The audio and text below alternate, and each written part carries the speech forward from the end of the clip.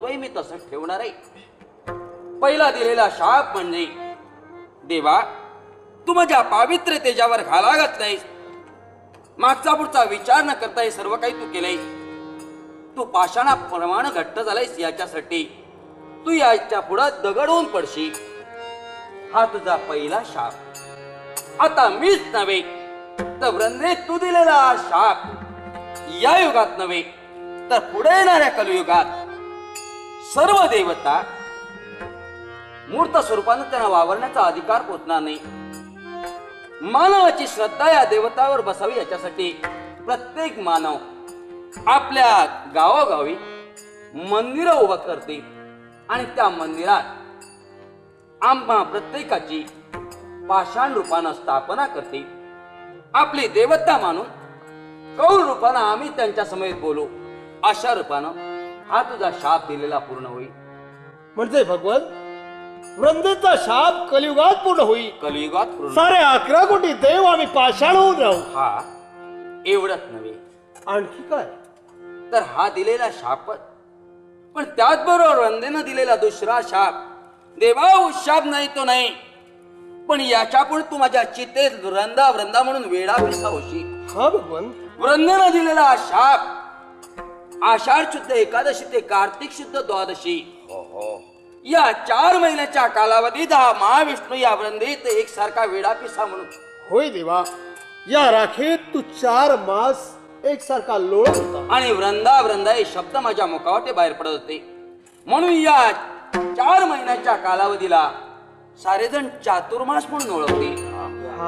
आणि या चातुर्मासाचं महत्व मी असं ठेवतो की याच्या पुढे या चातुर्मासात मृत्यूलोकात असणारा मानव, धर्म साकार करणारा प्रत्येक मानव या चातुर्मासात जो कोणी विष्णू भक्त असेल, एकनिष्ठतेने भक्ती मार्ग जर आचरणात आणला असेल, म्हणजे भजन कीर्तन पूजन या स्तरेने जर हा कालावधी जर त्यांना घालवेला असेल तर त्याला सदैव वैकुंठाचं स्थान मिळेल, अशा तऱ्हेचा माझा आशीर्वाद आहे।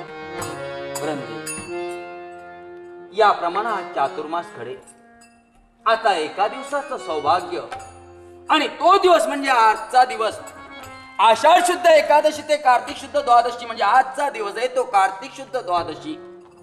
या दिवसालाही तशा तऱ्हेनं महत्व ठेवणार आहे आणि ते सुद्धा कलियुगाच्या ठिकाणी आजचं एका दिवसाचं सौभाग्य म्हणून कलियुगाच्या ठिकाणी हिंदू आसिय जन आपल्या घरासमोर अंगणात तुळशी वृंदावनाची स्थापना करते।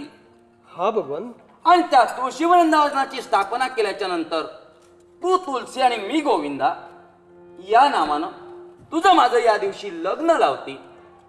या लग्नात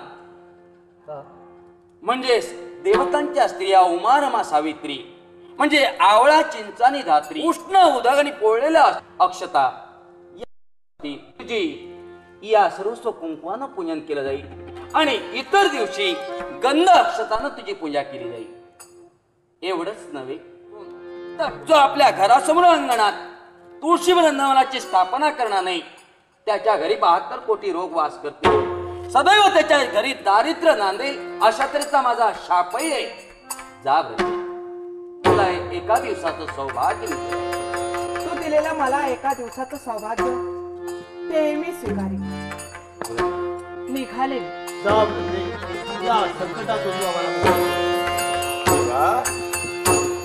खरं विश्वकाच कल्पतरू तुला म्हणतो देवा।